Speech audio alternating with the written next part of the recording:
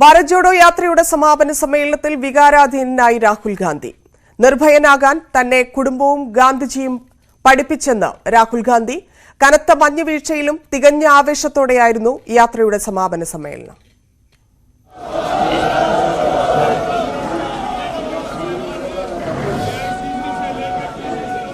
ഇന്ദിരാഗാന്ധിയുടെയും രാജീവ് ഗാന്ധിയുടെയും മരണവിവരം ഫോണിലൂടെ അറിഞ്ഞ സാഹചര്യം പറഞ്ഞുകൊണ്ടാണ് രാഹുൽ ഗാന്ധി ഭാരത് ജോഡോ യാത്രയുടെ സമാപന സമ്മേളനത്തിൽ വികാരാധീനനായത്.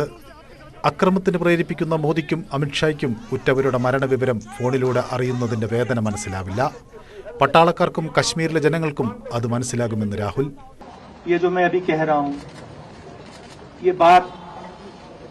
प्रधानमंत्री को नहीं समझ आएगी, ये बात अमित शाह जी को नहीं समझ आएगी, ये बात डोवल जी को भी नहीं समझ आएगी, मगर ये बात कश्मीर के लोगों को समझ आएगी. തണുപ്പിൽ സ്വെറ്റർ ഇല്ലാത്ത 4 കുട്ടികളെ യാത്രക്കിടയിൽ കണ്ടു. അവർ ജാക്കറ്റ് ധരിക്കുന്നില്ലെങ്കിൽ ഞാനും ധരിക്കരുത്. യാത്രക്കിടയിൽ താൻ ഒരുപാട് കാര്യങ്ങൾ പഠിച്ചുവെന്നും രാഹുൽ. और यहाँ पे जिस चीज को आप कश्मीरियत कहते हो, ये जो शिव जी की सोच है एक तरफ, और थोड़ी सी गहराई में जाएंगे तो उसको शून्यता कहा जा सकता है.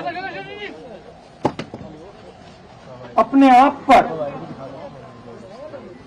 अपने अहंकार पर, अपने विचारों पर आक्रमण करना. കനത്ത മഞ്ഞ് അവഗണിച്ച് രാഹുലിനെ ശ്രവിക്കാൻ നിരവധി പേർ സമാപന സമ്മേളനത്തിന് എത്തിയിരുന്നു. പ്രിയങ്ക ഗാന്ധിയും കോൺഗ്രസ് ദേശീയ അധ്യക്ഷൻ മല്ലികാർജ്ജുന ഖാർഗെയും ചടങ്ങിൽ പങ്കെടുത്തു. CPI ഉൾപ്പെടെ 11 പ്രതിപക്ഷ പാർട്ടികളുടെ പ്രതിനിധികളും എത്തി. 136 ദിവസങ്ങൾ കൊണ്ട് 4000 കിലോമീറ്ററിലധികം താണ്ടിയാണ് രാഹുൽ ഗാന്ധി നയിച്ച ഭാരത് ജോഡോ യാത്ര ശ്രീനഗറിൽ സമാപിച്ചത്. 12 വൻകിട സമ്മേളനങ്ങൾ ഉൾപ്പെടെ 100-ലധികം പൊതുയോഗങ്ങളിൽ സംബന്ധിച്ച് രാഹുൽ ഗാന്ധി യാത്രയെ അവസാനിപ്പിക്കുമ്പോൾ പരിപാടിയെ രാഷ്ട്രീയ വിജയമായാണ് കോൺഗ്രസ് വിലയിരുത്തുന്നത്. വരാനിരിക്കുന്ന തെരഞ്ഞെടുപ്പുകളിൽ BJPക്കെതിരെ കരുത്തുറ്റ സഖ്യത്തിനിത് വഴിവെക്കുമെന്നാണ് നേതൃത്വത്തിന്റെ പ്രതീക്ഷ. National desk, news 18. ഇന്ത്യൻ രാഷ്ട്രീയ ചരിത്രത്തിൽ സമാനതകളില്ലാത്ത വെല്ലുവിളി നേരിടുന്ന കാലത്താണ് കോൺഗ്രസിന് പുതുജീവൻ നൽകിയുള്ള രാഹുൽ ഗാന്ധിയുടെ ഇന്ത്യ യാത്ര. പ്രതിപക്ഷ ശക്തി ചോദ്യം ചെയ്യപ്പെടുമ്പോൾ രാഹുൽ നടന്ന് പടർന്ന വഴികൾ ഈ കാലത്തെ ഉജ്ജ്വല രാഷ്ട്രീയ മുഹൂർത്തങ്ങളായി. രാജ്യം വീണ്ടും ഒരു പൊതു തെരഞ്ഞെടുപ്പിലേക്ക് കടക്കുമ്പോൾ രാഹുലിന്റെ ജോഡോ യാത്ര നൽകിയ ഊർജ്ജം കോൺഗ്രസിൽ എത്ര നാൾ ആവേശം നിറയ്ക്കുമെന്നാണ് രാഷ്ട്രീയ ലോകം കാത്തിരിക്കുന്നത്.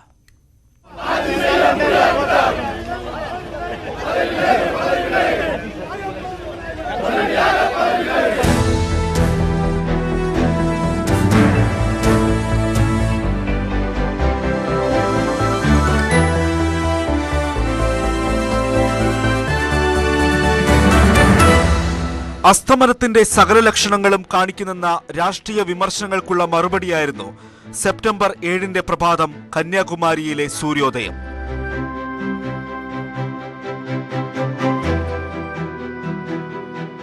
വെറുപ്പ് തോൽക്കും, സ്നേഹം എപ്പോഴും ജയിക്കും, പുതിയ പ്രഭാതമുണ്ടാകും. തെക്കേ അറ്റത്തു നിന്ന് തുടങ്ങിയ ഭാരത് ജോഡോ യാത്രയിലുടനീളം ഉയർത്തിയ വാചകങ്ങൾ കുറിക്കുകൊള്ളുന്ന സന്ദേശമായി. BJPയുടെ പരിഹാസങ്ങളും വിമർശനങ്ങളും തുടരുമ്പോഴും നടന്നുപോയ വഴികളിലൊക്കെ സ്നേഹത്തിന്റെ പൂക്കളുടെ നിറങ്ങൾ.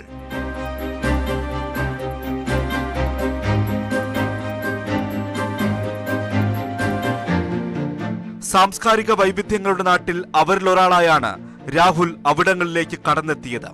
ഇക്കാലത്ത് കോൺഗ്രസിലെ പലവിധ പിരിമുറുക്കങ്ങൾ, പാർട്ടി പ്രസിഡന്റ് തെരഞ്ഞെടുപ്പ്, ഗുജറാത്തിലെ തെരഞ്ഞെടുപ്പും തോൽവിയും, 12 സംസ്ഥാനങ്ങൾ, 2 കേന്ദ്രഭരണ പ്രദേശങ്ങൾ, 4080 കിലോമീറ്റർ ദൂരം, 135 ദിവസത്തെ യാത്ര രാഹുലിന് പരീക്ഷണങ്ങളുടെ കാലം.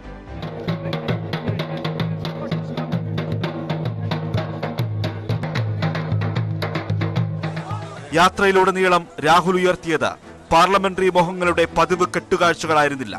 വിഭജനത്തിന്റെയും തീവ്രവാദ ചിന്തകളുടെയും വക്താക്കളെ തള്ളിപ്പറഞ്ഞു. ഒരൊറ്റ ഇന്ത്യ എന്ന സന്ദേശം. കശ്മീരിലെ ലാൽ ചൌക്കിൽ ത്രിവർണ പതാക ഉയർത്തി രാഹുൽ അടിവരയിട്ടു.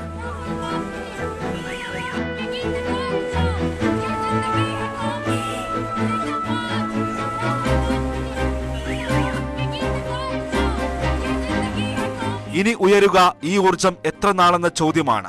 കോൺഗ്രസ് പ്രസ്ഥാനത്തിന് ആവേശം നിറച്ച ഉജ്ജ്വലമായ രാഷ്ട്രീയ ഏടിന്റെ പ്രതിഫലനം രാജ്യത്തിന്റെ രാഷ്ട്രീയഗതി മാറ്റുമോ? News desk, news 18. എല്ലാവരെയും ചേർത്ത് പിടിച്ചാണ് രാഹുൽ ഗാന്ധി ഭാരത് ജോഡോ യാത്ര നടത്തിയെന്ന് എ കെ ആന്റണി. ഇതുപോലൊരു യാത്ര ഇന്ത്യ കണ്ടിട്ടില്ല.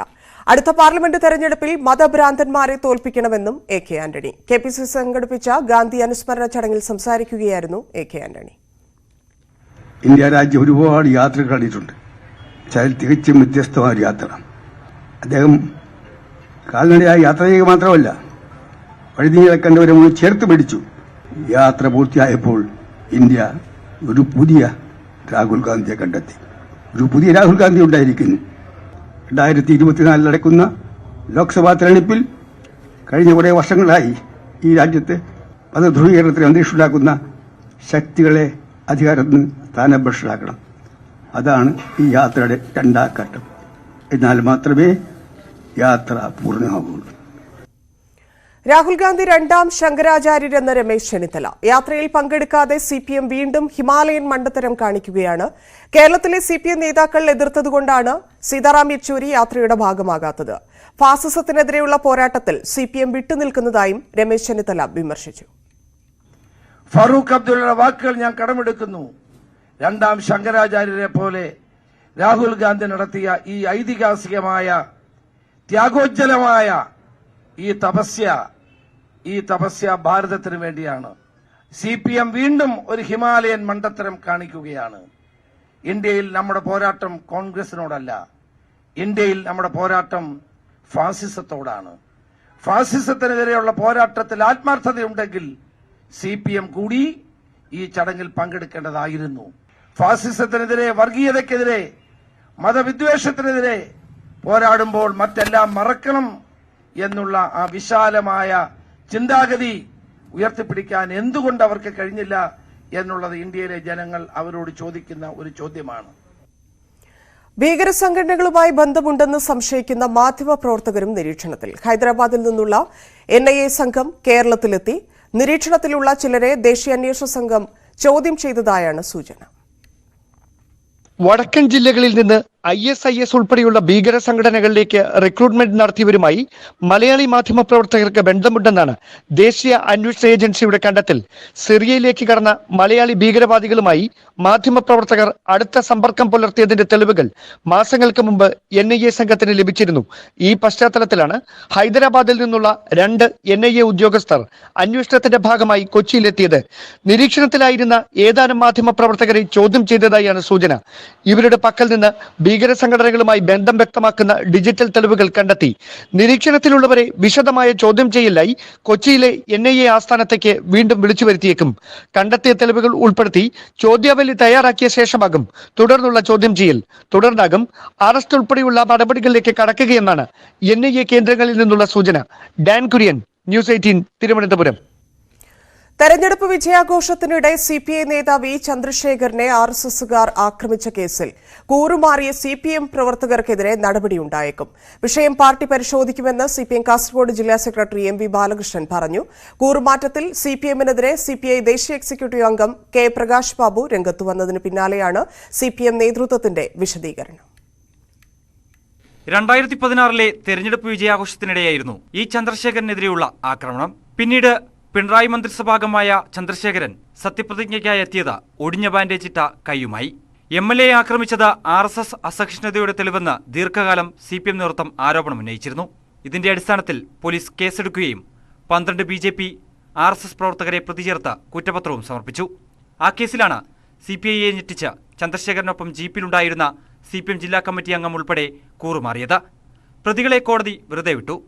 ചന്ദ്രശേഖരന് വേണ്ടി സത്യസന്ധമായി മൊഴി കൊടുക്കുന്നതിന് പകരം RSS BJP പ്രവർത്തകരെ എങ്ങനെയും രക്ഷിക്കണമെന്ന CPM പ്രാദേശിക ജില്ലാ നേതൃത്വങ്ങളുടെ നിലപാട് തികച്ചും അപലപനീയമാണെന്ന് പ്രകാശ് ബാബു ഫേസ്ബുക്കിൽ കുറിച്ചു. CPM സംസ്ഥാന നേതൃത്വം ഗൗരവമായി ഈ പ്രശ്നം കാണുമെന്ന് കരുതുന്നുവെന്ന് പറഞ്ഞുകൊണ്ടാണ് പോസ്റ്റ് അവസാനിക്കുന്നത്. ഇതോടെയാണ് പ്രതികരിക്കാൻ CPM നേതൃത്വം തയ്യാറായത്. ഞാൻ നിങ്ങളോട് ഫ്രീ ആൻഡ് ഫ്രാങ്കായി പറഞ്ഞല്ലോ. കാരണം ഞങ്ങൾ സഹായിക്കുന്ന ഒരു നിലപാടില്ല. പാർട്ടിയിൽ ആരെങ്കിലും അങ്ങനെ ചെയ്തിട്ടുണ്ടോ അത് ഞങ്ങൾ പരിശോധിക്കാം. CPM സംസ്ഥാന നേതൃത്വത്തെ CPI നേതൃത്വം അതൃപ്തി അറിയിച്ചതായും സൂചനയുണ്ട്. ന്യൂസ് 18, തിരുവനന്തപുരം. ഇ ചന്ദ്രശേഖരൻ ആക്രമിക്കപ്പെട്ട കേസിൽ സിപിഎമ്മിനെതിരായ പ്രകാശ് ബാബുവിന്റെ പരാമർശത്തെ പിന്തുണയ്ക്കാതെ കാനം രാജേന്ദ്രൻ. വിമർശിച്ചത് എന്തിനാണ് എന്ന് പ്രകാശ് ബാബുവിനോട് ചോദിക്കണം. താൻ കുറച്ചുകൂടി ഉത്തരവാദിത്തപ്പെട്ട നേതാവാണ്. വിഷയം പാർട്ടിയും മുന്നണിയും പരിശോധിക്കുമെന്നും അദ്ദേഹം പറഞ്ഞു. പാർട്ടിയും LDFും ഈ വിഷയം പരിശോധിക്കും, അത് പരിഹരിക്കും. പരിശോധിക്കാതെയാണോ പ്രകാശ് ബാബു പറഞ്ഞിട്ടുണ്ടാവുക? അത് അദ്ദേഹത്തോട് ചോദിക്കും. പാർട്ടിയുടെ അഭിപ്രായമായിട്ടാണല്ലോ വരുന്നത്. അദ്ദേഹത്തോട് ചോദിക്കുക എന്ന് പറഞ്ഞില്ല, അദ്ദേഹത്തോട് ചോദിക്കണം എന്ന് പറഞ്ഞ മലയാളല്ലേ പറഞ്ഞു. യുവജന കമ്മീഷൻ അധ്യക്ഷ ചിന്ത ജെറോമിന്റെ ഗവേഷണ പ്രബന്ധത്തിൽ സമഗ്രമായ അന്വേഷണം ആവശ്യപ്പെട്ട് സേ യൂണിവേഴ്സിറ്റി ക്യാമ്പയിൻ കമ്മിറ്റി ഇന്ന് പരാതി നൽകും. കേരള സർവകലാശാല VC ഡോക്ടർ മോഹനൻ കുന്നുമ്മലിനാണ് വിശദമായ പരാതി നൽകുക.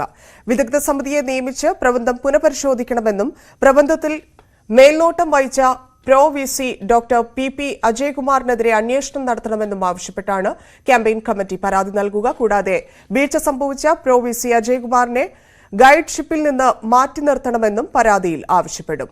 ബോധി കോമൺസ് എന്ന വെബ്സൈറ്റിൽ 2010 പ്രസിദ്ധീകരിച്ച ലേഖനത്തിലെ ആശയം ചിന്താ ജെറോം അതേപടി ഉപയോഗിച്ചതായി കണ്ടെത്തിയ സാഹചര്യം കൂടി അന്വേഷിക്കണമെന്നും സേ യൂണിവേഴ്സിറ്റി ക്യാമ്പയിൻ കമ്മിറ്റി ആവശ്യപ്പെടും. ചിന്താ ജെറോമിന്റെ ഡോക്ടറേറ്റ് വിവാദത്തിൽ പ്രതിഷേധവുമായി KSU. സംസ്ഥാന കമ്മിറ്റിയുടെ നേതൃത്വത്തിൽ യുവജന കമ്മീഷൻ ഓഫീസിലേക്ക് വാഴക്കുലകളുമേന്തിയായിരുന്നു പ്രതിഷേധം. ബാരിക്കേഡ് മറികടക്കാൻ ശ്രമിച്ച പ്രവർത്തകരെ പോലീസ് അറസ്റ്റ് ചെയ്ത് നീക്കി. KSU സംസ്ഥാന പ്രസിഡന്റ് അലോഷ്യസ് സേവ്യറിന്റെ നേതൃത്വത്തിലായിരുന്നു മാർച്ച്.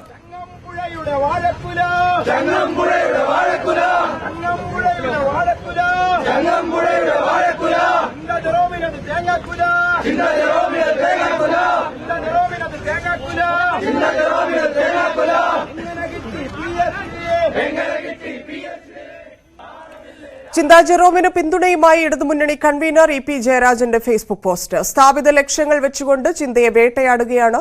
യുവജന കമ്മീഷന്റെ അഭിനന്ദനീയമായ പ്രവർത്തനങ്ങൾ കണ്ട് അസഹിഷ്ണുതയുള്ള ആളുകൾ ചിന്താ ജെറോമിനെ വ്യക്തിഹത്യ നടത്തുകയാണ്. ചിന്തയെ തളർത്താമെന്ന് ആരും വ്യാമോഹിക്കേണ്ടെന്നും EP ജയരാജൻ ഫേസ്ബുക്ക് പോസ്റ്റിൽ കുറിച്ചു. ശമ്പളം വേണ്ടെന്ന് സംസ്ഥാന സർക്കാരിന്റെ ഡൽഹിയിലെ പ്രത്യേക പ്രതിനിധി KV തോമസ്. ഇക്കാര്യം KV തോമസ് സർക്കാരിനെ അറിയിച്ചു. ഓണറേറിയം അനുവദിച്ചാൽ മതിയെന്ന് അഭ്യർത്ഥന നടത്തി. വിമാനയാത്ര കുറഞ്ഞ ക്ലാസിൽ മതിയെന്നും ആവശ്യപ്പെട്ടു. ലഹരിക്കടത്തും വിഭാഗീയ ആരോപണങ്ങളും ചൂടുപിടിച്ചു നിൽക്കെ ആലപ്പുഴ CPM ജില്ലാ കമ്മിറ്റിയും സെക്രട്ടേറിയറ്റും 4-5 തീയതികളിലായി ചേരും. നിലവിൽ പാർട്ടി അന്വേഷിക്കുന്ന ലഹരിക്കടത്ത് വിവാദം ഉൾപ്പെടെയുള്ള 3 കമ്മീഷനുകൾ കമ്മിറ്റിയിൽ റിപ്പോർട്ട് സമർപ്പിക്കും. ഫെബ്രുവരി 10 ശേഷം സംസ്ഥാന സെക്രട്ടറി MV ഗോവിന്ദന്റെ നേതൃത്വത്തിൽ വീണ്ടും യോഗം ചേർന്ന് പൂർണ്ണമായി പ്രശ്നങ്ങൾ പരിഹരിക്കാനാണ് നീക്കം. ലഹരിക്കടത്ത് ജില്ലാ സെക്രട്ടേറിയറ്റ് അംഗം ഉൾപ്പെട്ട സഹകരണ ബാങ്ക് തട്ടിപ്പ്, സമ്മേളന കാലയളവിൽ ഏരിയ കമ്മിറ്റികൾ കേന്ദ്രീകരിച്ചുണ്ടായ വിഭാഗീയത എന്നിവ പരിശോധിക്കുന്നതിനായി വിവിധ ഘട്ടങ്ങളായി നിയോഗിച്ച കമ്മീഷനുകളാണ് റിപ്പോർട്ട് സമർപ്പിക്കുക. Thakazhi, Harippad, Alappuzha north, south area കമ്മിറ്റികൾ എന്നിവയുടെ രൂപീകരണത്തിൽ പണം വാഗ്ദാനം നൽകി കമ്മിറ്റികൾ പിടിച്ചെടുക്കാൻ നോക്കിയെന്നതടക്കമുള്ള ഗുരുതര ആരോപണം ഉയർന്നിരുന്നു. ചില ശബ്ദ സന്ദേശങ്ങൾ ഉൾപ്പെടെയുള്ള തെളിവുകൾ സംസ്ഥാന നേതൃത്വത്തിനടക്കം പരാതിയായി ലഭിച്ചു. ആലപ്പുഴയിലെ വിഭാഗീയ നീക്കങ്ങൾ സംസ്ഥാന സമ്മേളന റിപ്പോർട്ടിലടക്കം പരാമർശിക്കപ്പെട്ടു. തുടർന്നാണ് TP രാമകൃഷ്ണൻ, PK ബിജു എന്നിവർ അംഗങ്ങളായ കമ്മീഷനെ സംസ്ഥാന നേതൃത്വം നിയോഗിച്ചത്. ഹരിപ്പാട് CPM ഭരിക്കുന്ന കുമാരപുരം സഹകരണ ബാങ്ക് തട്ടിപ്പിനെ സംബന്ധിച്ച റിപ്പോർട്ടും നൽകും. മറ്റൊന്ന് CPMന് ഏറെ തലവേദന സൃഷ്ടിച്ച ലഹരിക്കടത്ത് കേസിലെ 3-അംഗ കമ്മീഷൻ റിപ്പോർട്ടാണ്. സംഭവവുമായി ബന്ധപ്പെട്ട് പാർട്ടിക്കുള്ളിൽ തന്നെ 2 ചേരി രൂപപ്പെട്ടെന്ന ആക്ഷേപവും നിലനിൽക്കുന്നു. ആരോപണത്തിൽ ആദ്യഘട്ടം മുതൽ കർശന നിലപാടാണ് ജില്ലാ സെക്രട്ടറി R നാസർ സ്വീകരിച്ചത്. ജില്ലാ സെക്രട്ടറി അടക്കമുള്ളവർക്കെതിരെ വിഭാഗീയ ആരോപണം ഉന്നയിച്ചാണ് സജി ചെറിയാൻ വിഭാഗം ഷാനവാസിനായി പ്രതിരോധം തീർക്കുന്നത്. എന്നാൽ PP ചിത്രഞ്ജൻ ഉൾപ്പെടെയുള്ളവർ വിട്ടുവീഴ്ചയില്ലാത്ത നിലപാടിൽ ഉറച്ചു നിൽക്കുന്നു. ഇതിനിടയിൽ മുതിർന്ന നേതാവ് G സുധാകരന്റെ സർക്കാരിനും ലഹരി മാഫിയയ്ക്കുമെതിരായ പരസ്യ വിമർശനവുമൊക്കെ എരുതിയിൽ എണ്ണ പകരുകയാണ്. 4 ചേരുന്ന ജില്ലാ കമ്മിറ്റിയിൽ വലിയ വിമർശനങ്ങളും പ്രതിരോധങ്ങളുമൊക്കെ ഉയർന്നുവരുമെന്ന കാര്യത്തിൽ തർക്കമില്ല. 10 ശേഷം MV ഗോവിന്ദൻ തന്നെ പങ്കെടുത്ത് ആലപ്പുഴയിലെ പ്രശ്നങ്ങൾ പരിഹരിക്കാനാണ് നേതൃത്വത്തിന്റെ നീക്കം. ന്യൂസ് 18 ആലപ്പുഴ. ലക്ഷദ്വീപ് ഉപതെരഞ്ഞെടുപ്പ് മരവിപ്പിച്ചു. തെരഞ്ഞെടുപ്പ് കമ്മീഷനാണ് പ്രഖ്യാപനം മരവിപ്പിച്ചത്. മുഹമ്മദ് ഫൈസലിന് അനുകൂലമായ ഹൈക്കോടതി വിധിയെ തുടർന്നാണ് തീരുമാനം. അടുത്ത മാസം 27-നാണ് തെരഞ്ഞെടുപ്പ് നടത്താനിരുന്നത്. വധശ്രമ കേസിൽ ശിക്ഷ വിധിച്ചതിനെ തുടർന്ന് ഫൈസലിനെ തെരഞ്ഞെടുപ്പ് കമ്മീഷൻ അയോഗ്യനാക്കിയിരുന്നു. കാടിറങ്ങുന്ന വന്യത.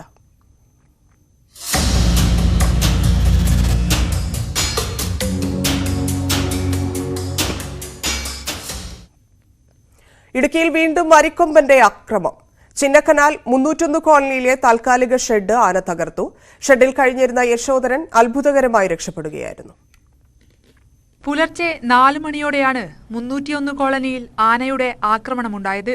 ഷെഡിൽ കിടന്നുറങ്ങുന്നതിനിടെ ശബ്ദം കേട്ടെഴുന്നേറ്റ യശോധരൻ സമീപത്തു നിന്നും ആന പാഞ്ഞെടുക്കുന്നത് കാണുകയായിരുന്നു. ഉടൻ തന്നെ ഷെഡിൽ നിന്നും ഇറങ്ങിയോടി. സമീപത്തെ അംഗൻവാടി കെട്ടിടത്തിൽ ഇയാൾ അഭയം പ്രാപിച്ചു. കഴിഞ്ഞ ദിവസം വെളുപ്പിന് 4 മണിക്കാണ് ആന വരുന്നത്. അത് നടന്നതിലേ വരുന്നത് കണ്ടപ്പോഴേ റോഡിൽ കൂടെയാണ് നടന്നു വന്നത്. ഒച്ച കേട്ടോണ്ട് ഞാൻ ഈ ഷെഡിൽ നിന്ന് ഇറങ്ങി ലൈറ്റ് ഇട്ട് കഴിഞ്ഞപ്പോൾ പാഞ്ഞിങ് വന്നു. ഓടി ഞാൻ അംഗൻവാടിക്കകത്ത് കയറി. അത് കാരണം ജീവൻ രക്ഷപ്പെട്ടു. ആനയുടെ ആക്രമണത്തിൽ ഷെഡ് പൂർണ്ണമായും തകർന്നു. ആദിവാസി വിഭാഗത്തിൽപ്പെട്ട 301 കുടുംബങ്ങൾക്ക് 2002 സർക്കാർ ഭൂമി അനുവദിച്ചത്. തുടർച്ചയായ കാട്ടാന ശല്യം മൂലം ഭൂരിഭാഗം കുടുംബങ്ങളും ഇവിടെ നിന്ന് ഭൂമി ഉപേക്ഷിച്ചു പോവുകയായിരുന്നു. നിലവിൽ 50-ൽ താഴെ കുടുംബങ്ങൾ മാത്രമാണ് ഇവിടെ കഴിയുന്നത്. ന്യൂസ് 18 ഇടുക്കി. അട്ടപ്പാടിയിൽ ഒറ്റയാനും ധോണിയിൽ കാട്ടാനക്കൂട്ടവും ഇറങ്ങി കൃഷി നശിപ്പിച്ചു. അട്ടപ്പാടി താഴെ അബന്നൂരിലാണ് ഒറ്റയാൻ കൃഷി നശിപ്പിച്ചത്. PT7 പിടികൂടിയിട്ടും ധോണിയിൽ കാട്ടാനക്കൂട്ടം ഇറങ്ങുന്നത് പ്രദേശവാസികളെ ആശങ്കയിലാക്കിയിട്ടുണ്ട്. താഴെ അബന്നൂരിൽ ഇറങ്ങിയ ഒറ്റയാൻ ഊരി നിവാസിയായ ചെല്ലന്റെ ചെറുധാന്യ കൃഷിയും വാഴയുമാണ് നശിപ്പിച്ചത്. കഴിഞ്ഞ കുറേ ദിവസങ്ങളിലായി ഈ മേഖലയിൽ ഒറ്റയാൻ തമ്പടിച്ചിട്ടുണ്ട്. ഊരിൽ നിന്നും മാറി കൃഷിസ്ഥലത്താണ് ചെല്ലനും ഭാര്യ വെള്ളച്ചിയും താമസിക്കുന്നത്. കരനെല്ലും പയറും കാട്ടാന നശിപ്പിച്ചു. ഈ മാസം 5-ാം തീയതി മേലെ അബണ്ണൂരിൽ ഇതേ ഒറ്റയാൻ പ്രദേശവാസിയായ രാജുവിന്റെ വീട് തകർക്കാൻ ശ്രമിച്ചിരുന്നു. റോഡ് തന്നെ വന്നിട്ട് വാഴ അടിക്കുമ്പോൾ ഞാൻ ടോർച്ചൊക്കെ അടിച്ചു നോക്കുമ്പോൾ ആളുടെ നേരെ വേണമെന്ന് പറഞ്ഞു. എന്നിട്ട് ഒരു 10 വാഴ അങ്ങോട്ട് പോയി, കൊലച്ച വാഴ. ഇത് ആള് അടക്കാൻ പറ്റില്ല, അടുത്ത് കഴിഞ്ഞ ആളിന്റെ മേത്താണ് ചാടിക്കറന്ന്. ഇന്നലെ രാത്രി 11:30 ആന വന്നു. വാഴ, തെങ്ങ്, വീട് എല്ലാം ആക്രമിച്ചു. ഒരാഴ്ച നാളായി ഇവിടെ ആന കയറി ഇരിക്കാനായിട്ട്. അപ്പോൾ ഇതിനുള്ള ഒരു നടപടി എത്രയും വേണം എന്നുള്ളത്. ധോണിയിൽ ഇന്ന് പുലർച്ചെയാണ് കാട്ടാനക്കൂട്ടം ഇറങ്ങിയത്. പെരുന്തിരുത്തിക്കടം സ്വദേശി വേലായുധന്റെ വീടിന് സമീപമാണ് 3 കാട്ടാനകൾ ഇറങ്ങിയത്.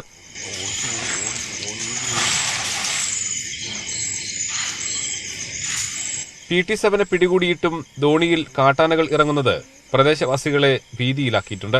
ന്യൂസ് 18 പാലക്കാട്. വയനാട്ടിൽ ഫോറസ്റ്റ് റേഞ്ച് ഓഫീസർമാർക്ക് സ്ഥലം മാറ്റം. 3 ഉദ്യോഗസ്ഥരെയാണ് മാറ്റിയത്.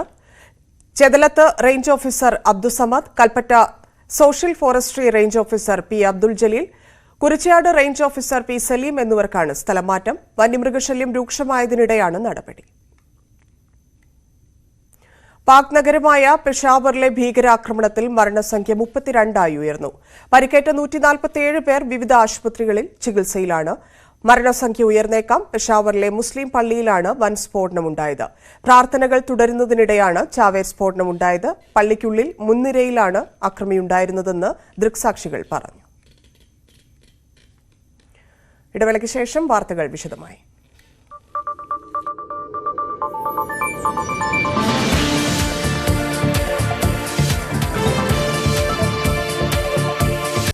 ഗാന്ധി രക്തസാക്ഷിത്വത്തിന്റെ 75-ാം വാർഷിക ദിനത്തിൽ രാഷ്ട്രപതി ദ്രൌപദി മുർമു, ഉപരാഷ്ട്രപതി ജഗ്ദീപ് ധൻകർ, പ്രധാനമന്ത്രി നരേന്ദ്രമോദി, പ്രതിരോധ മന്ത്രി രാജ്നാഥ് സിംഗ് തുടങ്ങിയവർ രാജ്ഘട്ടിൽ പുഷ്പചക്രം അർപ്പിച്ചു. തുടർന്ന് സർവമത പ്രാർത്ഥന നടന്നു.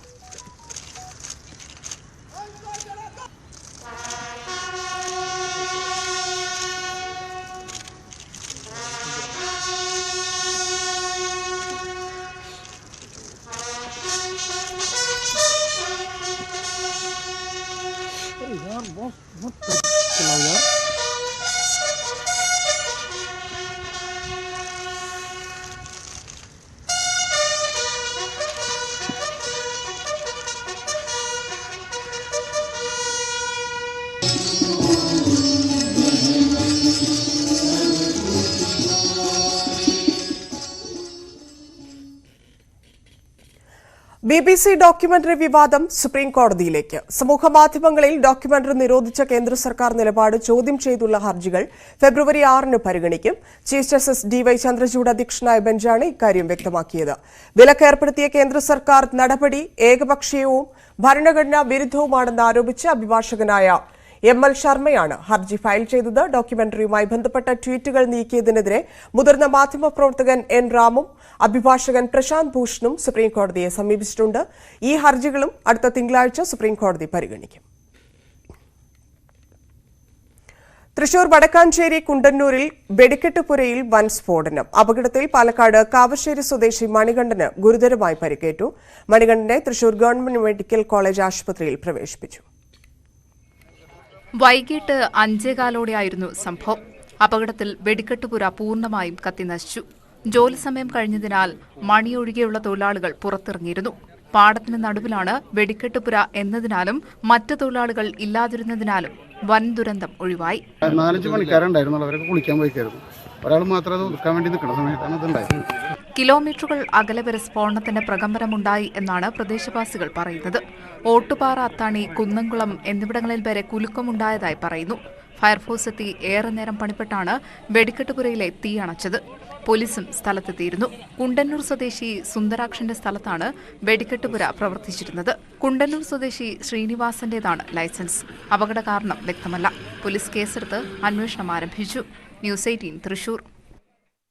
കൊല്ലം പത്മന കല്ലിട്ടക്കടവിൽ ഹൌസ് ബോട്ടിന് തീപിടിച്ചു. 3 വിനോദസഞ്ചാരികളെ രക്ഷപ്പെടുത്തി. ഹൌസ് ബോട്ട് പൂർണ്ണമായും കത്തിനശിച്ചു. വൈകിട്ട് 5:30യോടെയാണ് തീപിടുത്തമുണ്ടായത്.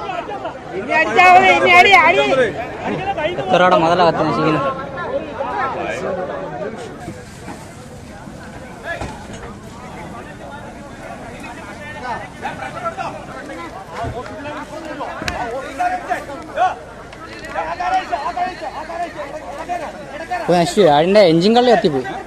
എഞ്ചിൻ കള്ളിക്കകത്ത് തീ പിടിച്ച്. ഇടുക്കിയിൽ വീണ്ടും ശൈശവ വിവാഹം. ഇടമലക്കുടി ഗോത്രവർഗ പഞ്ചായത്തിൽ 15 വയസ്സുകാരിയെ 47കാരന് വിവാഹം കഴിച്ചു നൽകി. 1 മാസം മുമ്പായിരുന്നു വിവാഹം. പെൺകുട്ടിയുടെ അമ്മയും ഇവരുടെ 3ാമത്തെ ഭർത്താവും ചേർന്നാണ് വിവാഹം നടത്തിയതെന്നാണ് വിവരം. 1 മാസമായി പെൺകുട്ടി 47കാരനൊപ്പമാണ് താമസം. കഴിഞ്ഞ വർഷം വരെ പെൺകുട്ടി സ്കൂളിൽ പഠനം നടത്തിയിരുന്നു. പിന്നീട് സ്കൂൾ പഠനം അവസാനിപ്പിക്കുകയും വിവാഹം കഴിച്ച് അയപ്പിക്കുകയുമായിരുന്നു. അതേസമയം വിവാഹം മരവിപ്പിക്കാൻ ചൈൽഡ് വെൽഫെയർ കമ്മിറ്റി കോടതിയെ സമീപിച്ചിട്ടുണ്ട്. മലപ്പുറത്ത് പ്രായപൂർത്തിയാകാത്ത മകളെ പലതവണ ബലാത്സംഗം ചെയ്ത് ഗർഭിണിയാക്കിയ പിതാവിന് 3 ജീവപര്യന്തം തടവ് ശിക്ഷ. മഞ്ചേരി സ്പെഷ്യൽ പോക്സോ കോടതിയാണ് പ്രതിക്ക് കനത്ത ശിക്ഷ വിധിച്ചത്. Special judge K. രാജേഷ് ആണ് ശിക്ഷ വിധിച്ചത്. 16 വർഷം കഠിന തടവും 6,60,000 രൂപ പിഴയുമാണ് വിധിച്ചത്. മദ്രസ അധ്യാപകനായിരുന്ന പ്രതി 2021 ജനുവരി മുതലാണ് 14കാരിയായ മകളെ പീഡിപ്പിക്കാൻ തുടങ്ങിയത്. വീട്ടിൽ ആരുമില്ലാത്ത സമയത്ത് മുറിയിൽ പഠിച്ചുകൊണ്ടിരുന്ന കുട്ടിയെ ഇയാൾ പീഡിപ്പിക്കുകയായിരുന്നു. ബെഡ്റൂമിലേക്ക് വലിച്ചിഴച്ചു കൊണ്ടുപോയി ബലാത്സംഗം ചെയ്യുകയായിരുന്നുവെന്ന് പോലീസ് പറയുന്നു. എതിർത്തപ്പോൾ മുഖത്തടിച്ചു. പിന്നീട് പലതവണ വീട്ടിൽ ആരുമില്ലാത്തപ്പോൾ പ്രതി ഇത് ആവർത്തിച്ചു. പുറത്തറിയിച്ചാൽ ഉമ്മയെ കൊല്ലുമെന്ന് പറഞ്ഞ് ഭീഷണിപ്പെടുത്തിയായിരുന്നു പീഡനം. കുട്ടിക്ക് ഛർദ്ദിയും ശാരീരിക അസ്വസ്ഥതകളും അനുഭവപ്പെട്ടതിനെ തുടർന്ന് ഉമ്മ കുട്ടിയെ മഞ്ചേരി മെഡിക്കൽ കോളേജിൽ കൊണ്ടുപോയി. തുടർന്ന് ഇവിടെ നടത്തിയ പരിശോധനയിലാണ് പെൺകുട്ടി ഗർഭിണിയാണെന്ന് സ്ഥിരീകരിച്ചത്. ആശുപത്രിയിൽ വെച്ച് കുട്ടിയുടെ മൊഴിയെടുത്ത് വഴിക്കടവ് പോലീസ് അന്വേഷണം തുടങ്ങി. പ്രതിയെ പിടികൂടിയ പോലീസ് പോക്സോ വകുപ്പുകളടക്കം ഗുരുതര കുറ്റങ്ങളാണ് ചുമത്തിയത്. കോടതി ഉത്തരവ് പ്രകാരം ആശുപത്രിയിൽ വെച്ച് കുട്ടിയുടെ 5 മാസം പ്രായമായ ഗർഭം അലസിപ്പിച്ചു. പീഡിതയുടെയും ഭ്രൂണത്തിന്റെയും പ്രതിയുടെയും DNA പരിശോധന നടത്തിയതോടെ പിതൃത്വം പ്രതിയുടേതാണെന്ന് സാമ്പിളിൽ തെളിഞ്ഞു. അറസ്റ്റ് ചെയ്ത നാൾ മുതൽ റിമാൻഡ് ചെയ്യപ്പെട്ട പ്രതിയെ കസ്റ്റഡിയിൽ തന്നെയാണ് വിചാരണ ചെയ്തത്. പോലീസിന്റെ അപേക്ഷ പ്രകാരം കസ്റ്റഡിയൽ ട്രയലായി നടത്തിയ വിചാരണയിൽ ഇരയായ കുട്ടിയും ബന്ധുക്കളും പ്രതിക്കെതിരെ മൊഴി നൽകി. 1 വർഷം കൊണ്ട് സ്പീഡി ട്രയൽ നടത്തിക്കൊണ്ട് പ്രതിക്ക് ശിക്ഷ ഉറപ്പുവരുത്തുന്നതിന് പ്രോസിക്യൂഷൻ കഴിഞ്ഞിട്ടുണ്ട്. അത് വഴിക്കടവ് പോലീസ് നൽകിയിട്ടുള്ള സ്പീഡി ട്രയലിന്റെ പെറ്റീഷന്റെ അടിസ്ഥാനത്തിൽ പ്രതിയെ കസ്റ്റഡിയിൽ വെച്ചുകൊണ്ട് തന്നെയാണ് വിചാരണ പൂർത്തിയാക്കിയിട്ടുള്ളത്. 25ഓളം സാക്ഷികളെയും 40ഓളം രേഖകളും കോടതി മുമ്പാകെ ഹാജരാക്കിയാണ് പ്രോസിക്യൂഷൻ കേസ് തെളിയിച്ചിട്ടുള്ളത്. പ്രതിക്ക് 3 ജീവപര്യന്തം, അതിനു പുറമെ 16 വർഷം കഠിന തടവും വിവിധ വകുപ്പുകളിലായിട്ട് കോടതി വിധിച്ചിട്ടുണ്ട്. പ്രതി ശിക്ഷ ഒന്നിച്ച് അനുഭവിച്ചാൽ മതി. പിഴയടയ്ക്കുന്ന സംഖ്യ കുട്ടിക്ക് നഷ്ടപരിഹാരമായി നൽകണം. ഇപ്പോൾ മഞ്ചേരി സബ് ജയിലുള്ള പ്രതിയെ കണ്ണൂർ സെൻട്രൽ ജയിലിലേക്ക് മാറ്റും. ന്യൂസ് 18 മലപ്പുറം. പെരുമ്പാമ്പിനെ ചൊല്ലിയുള്ള തർക്കത്തിൽ കൊച്ചി മരട് നഗരസഭയിൽ കയ്യാങ്കളി. ഭരണപക്ഷത്തെയും പ്രതിപക്ഷത്തെയും 5 കൌൺസിലർമാർക്ക് പരിക്കേറ്റു. കോൺഗ്രസ് കൌൺസിലറായ സിബി സേവ്യറിന്റെ ഉടമസ്ഥതയിൽ 29ാം ഡിവിഷനിലുള്ള സ്ഥലത്ത് പെരുമ്പാമ്പിനെ കണ്ടെത്തിയിരുന്നു. സ്ഥലം വൃത്തിയാക്കണമെന്നാവശ്യപ്പെട്ടിട്ടും സിബി സേവ്യർ നിരസിച്ചു. തുടർന്ന് വാർഡ് കൗൺസിലറായ ബിന്ദു EP നാട്ടുകാരിൽ നിന്നും പണം പിരിച്ച് 60 സെന്റ് വരുന്ന സ്ഥലം വൃത്തിയാക്കി പെരുമ്പാമ്പിനെ പിടികൂടി. ഈ വിഷയം കൗൺസിൽ ചർച്ച ചെയ്യണമെന്ന് ബിന്ദു ആവശ്യപ്പെട്ടു. ചർച്ച ചെയ്യാനാവില്ലെന്ന് ഭരണപക്ഷവും. തുടർന്ന് ഇരുപക്ഷവും ഏറ്റുമുട്ടുകയായിരുന്നു. സംഘർഷത്തിൽ പരിക്കേറ്റ പ്രതിപക്ഷ കൗൺസിലർമാരായ അഫ്സൽ, CT സുരേഷ്, ദിശ പോത്തൻ എന്നിവർ ചികിത്സയിലാണ്. കൗൺസിൽ യോഗം കഴിഞ്ഞതിന് ശേഷം ഉടനെ തന്നെ യോഗ നടപടികൾ അവസാനിച്ചു എന്ന് പറഞ്ഞപ്പോൾ ചെയർമാനെ എനിക്ക് സംസാരിക്കാനുള്ള വിഷയം എനിക്കിവിടെ സംസാരിക്കണം, അത് കേട്ടിട്ട് ചെയർമാൻ പോയാൽ മതി എന്ന് പറഞ്ഞപ്പോൾ ചെയർമാൻ നിങ്ങൾ പ്രതിഷേധം നടത്തിയതുകൊണ്ട് ഇനി ഇവിടെ ഒന്നും സംസാരിക്കാനായിട്ട് സമയം അനുവദിച്ചു തരില്ല എന്ന് പറഞ്ഞു. എൻ്റെ വിഷയം കേട്ടിട്ട് പോയാൽ മതി എന്ന് പറഞ്ഞ് ഞാൻ അവിടെ ഇരിക്കുകയാണ് ചെയ്തത്. ആ സമയത്ത് എൻ്റെ സഖാക്കൾ എൻ്റെ കൂടെ വന്നിട്ട് കൗൺസിലർക്ക് സംസാരിക്കാനുള്ള അവസരം കൊടുക്കണമെന്ന് പറഞ്ഞു. അതിനോടനുബന്ധിച്ചാണ് ഇന്ന് ഈ നഗരസഭയിൽ കൗൺസിൽ ഹാളിൽ ഈ പ്രയാസങ്ങൾ അനുഭവപ്പെടാനിടയായത്. സംഘർഷത്തിനിടെ കുഴഞ്ഞു വീണ vice chairperson Reshmi Sanal, councillor Baby Paul എന്നിവരും ചികിത്സയിലാണ്. നഗരസഭയിലെ വികസന പ്രവർത്തനങ്ങൾ തടസ്സപ്പെടുത്താനുള്ള നീക്കമാണ് സംഘർഷത്തിന് പിന്നിലെന്ന് ഭരണപക്ഷം ആരോപിക്കുന്നു. ഈ വരാൻ പോകുന്ന മാർച്ച് 31 മുമ്പ് നമുക്ക് കിട്ടിയിട്ടുള്ള പദ്ധതി നിർവഹണത്തിന്റെ പ്രവർത്തനം തടസ്സപ്പെടുത്തുക, കഴിഞ്ഞ പ്രാവശ്യം കിട്ടിയതുപോലെ നഗരസഭ 100% പദ്ധതി പൂർത്തീകരിക്കാതിരിക്കുക, അതിനു വേണ്ടിയിട്ടാണ് അനാവശ്യ സമരം കാര്യങ്ങൾ പറഞ്ഞുകൊണ്ട് സമരം ചെയ്തത്. കയ്യാങ്കളിൽ ഇരുപക്ഷവും പോലീസിൽ പരാതി നൽകി. മരടിൽ പ്രതിഷേധ പരിപാടികൾക്കും ആഹ്വാനമുണ്ട്. News 18 Kochi. Thrissur corporation council യോഗത്തിൽ നാടകീയ രംഗങ്ങൾ. ഭരണ പ്രതിപക്ഷ അംഗങ്ങൾ തമ്മിൽ കയ്യാങ്കളിയായി. ടൂറിസ്റ്റ് ഹോം വിഷയം ചർച്ചയ്ക്കെടുത്തില്ലെന്ന് ആരോപിച്ചായിരുന്നു പ്രതിഷേധം.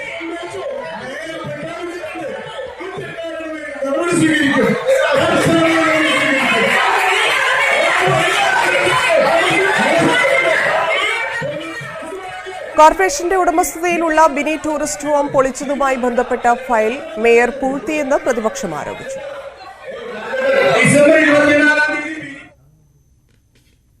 എറണാകുളം കാക്കനാട് സെക്യൂരിറ്റി ജീവനക്കാരന് ക്രൂരമർദ്ദനം. കാക്കനാട് ഇടച്ചിറയിലാണ് സംഭവം.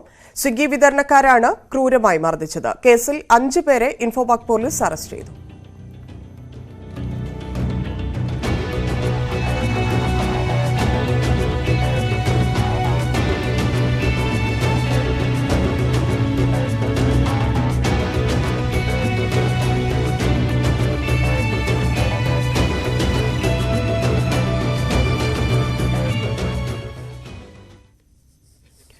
വയനാട് ലക്കിടി ജവഹർ നവോദയ സ്കൂളിൽ ഭക്ഷ്യവിഷബാധയെന്ന് സംശയം. 70ഓളം വിദ്യാർത്ഥികളെ ശാരീരിക അസ്വാസ്ഥ്യങ്ങളോടെ വൈത്തിരി താലൂക്ക് ആശുപത്രിയിൽ പ്രവേശിപ്പിച്ചു.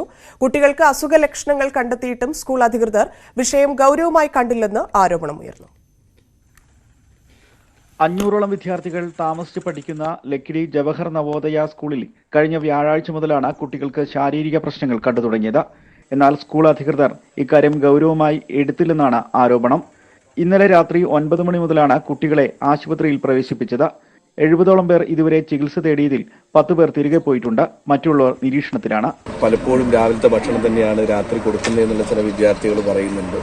അപ്പോൾ അത് നമുക്കത്ര നമ്മൾ മെസ്സ് പരിശോധിച്ചപ്പോൾ വളരെ നീറ്റായിട്ടാണ് ഇപ്പോൾ കാണുന്നത്. അതിനിപ്പോൾ ഇന്നത്തെ ദിവസം ആയതുകൊണ്ട് അങ്ങനെ ആയതുകൊണ്ട് എനിക്കറിയില്ല.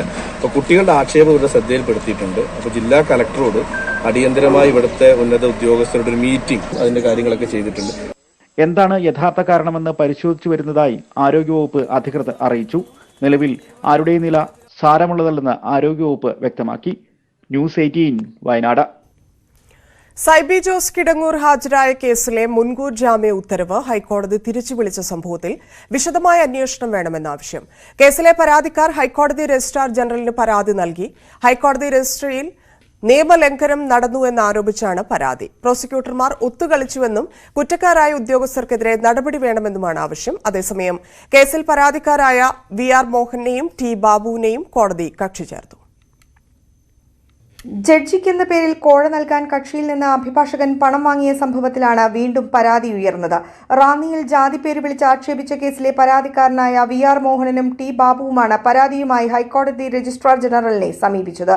ഹൈക്കോടതി രജിസ്ട്രിയിൽ നിയമലംഘനം നടന്നു എന്നാരോപിച്ചാണ് പരാതി. പ്രോസിക്യൂട്ടർമാർ ഒത്തുകളിച്ചുവെന്നും കുറ്റക്കാരായ ഉദ്യോഗസ്ഥർക്കെതിരെ നടപടി വേണമെന്നും ആവശ്യപ്പെട്ടിട്ടുണ്ട്. ചീഫ് ജസ്റ്റിസിന്റെ റോസ്റ്റർ മറികടന്ന് മറ്റൊരു ബെഞ്ച് മുൻകൂർ ജാമ്യ ഹർജി കേട്ടത് സംശയകരമാണ്. നിയമപ്രകാരം അപ്പീലായി മാത്രം ഫയൽ ചെയ്യേണ്ട ജാമ്യഹർജി നേരെ വാദത്തിനെടുത്തതിലും ദുരൂഹതയുണ്ട്. ഉദ്യോഗസ്ഥരും ജാമ്യമാഫിയയുടെ ഭാഗമാണോ എന്ന് അന്വേഷിക്കണമെന്നും പരാതിക്കാരൻ ആവശ്യപ്പെട്ടിട്ടുണ്ട്.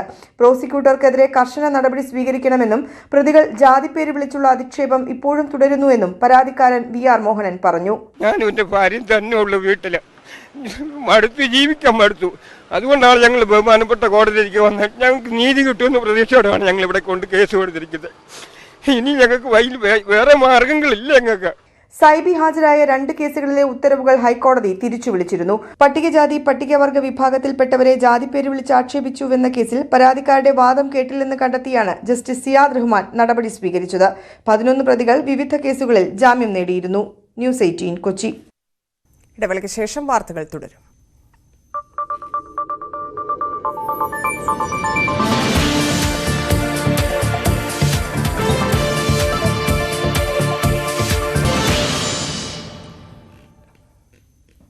വാർത്തകളിലേക്ക്.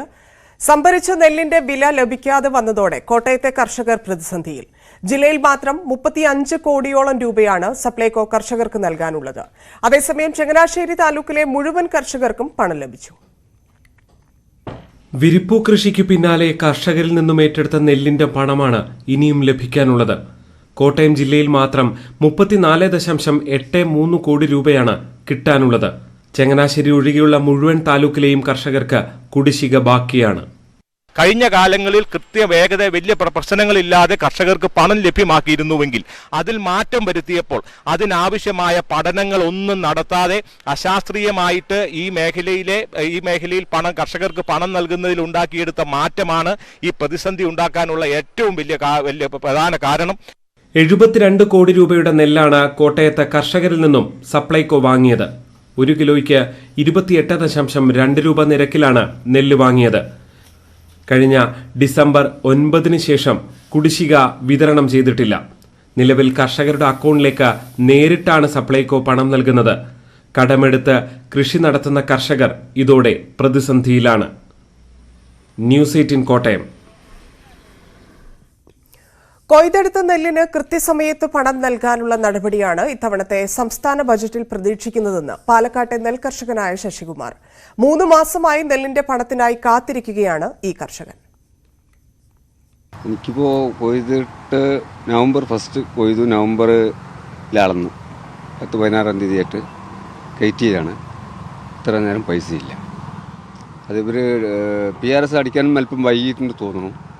ഇപ്പോൾ 2-3 പ്രാവശ്യം ബാങ്കിൽ പോയി, അപ്പോൾ പൈസ എത്തിയിട്ടില്ല. ഇന്നലെ വരെ എത്തിയിട്ടില്ല. നെല്ലളന്നെടുത്താൽ 24 മണിക്കൂറിനകം പണം നൽകുമെന്ന് ഈ സർക്കാരാണ് വാഗ്ദാനം നൽകിയത്. എന്നാൽ നെല്ല് കൊടുത്ത് മാസം 3ആയി. പണത്തിനായുള്ള കാത്തിരിപ്പിലാണ് പാലക്കാട് കുഴൽമന്നത്തിന് സമീപം കുളവൻമുക്കിലെ ശശികുമാർ. ശശികുമാറിന് ബജറ്റിൽ എന്ത് പ്രതീക്ഷയാണുള്ളത്? ഇപ്പോൾ പ്രതീക്ഷ പറഞ്ഞപ്പോൾ ഈ സമയത്ത് പ്രതീക്ഷ വലുതായിട്ട് കണക്കാക്കണില്ല. ആകെ മോശത്തിലാണ് പരിപാടി പോക്ക്.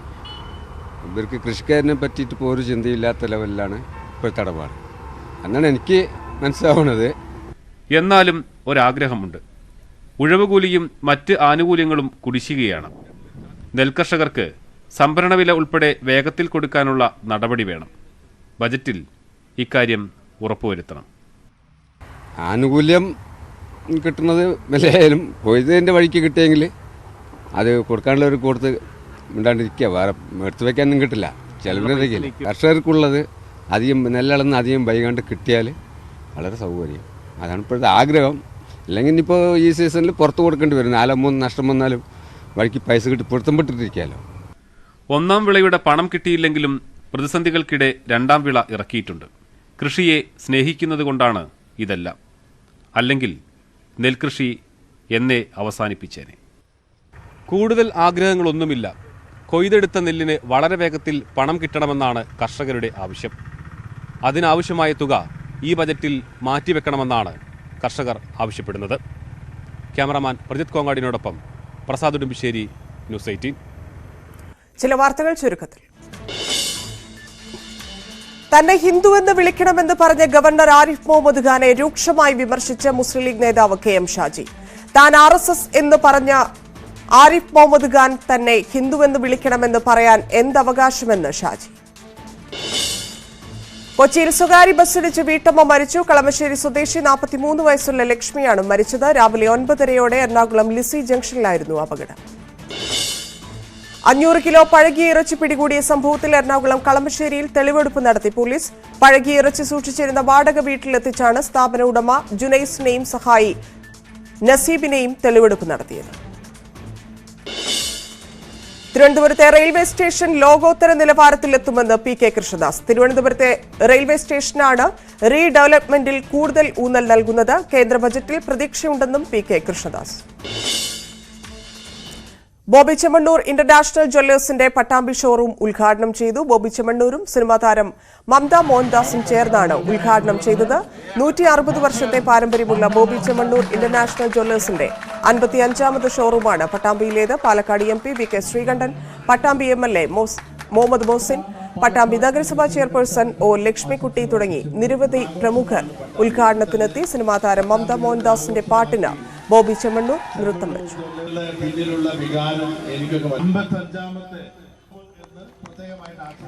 ഡയമണ്ട് ആഭരണങ്ങൾക്ക് 50% പണിക്കൂലിയിൽ ഇളവ് നൽകും. സ്വർണം, ഡയമണ്ട് ആഭരണങ്ങളുടെ അപൂർവ ശേഖരമാണ് പട്ടാമ്പി ഷോറൂമിൽ ഒരുക്കിയിരിക്കുന്നത്. ഉദ്ഘാടനം കാണാനെത്തുന്നവരിൽ നിന്ന് തെരഞ്ഞെടുക്കുന്നവർക്ക് സ്വർണ്ണ നാണയങ്ങൾ, ബോബി ഓക്സിജൻ റിസോർട്ടിൽ സൗജന്യ താമസം എന്നിവ നൽകും.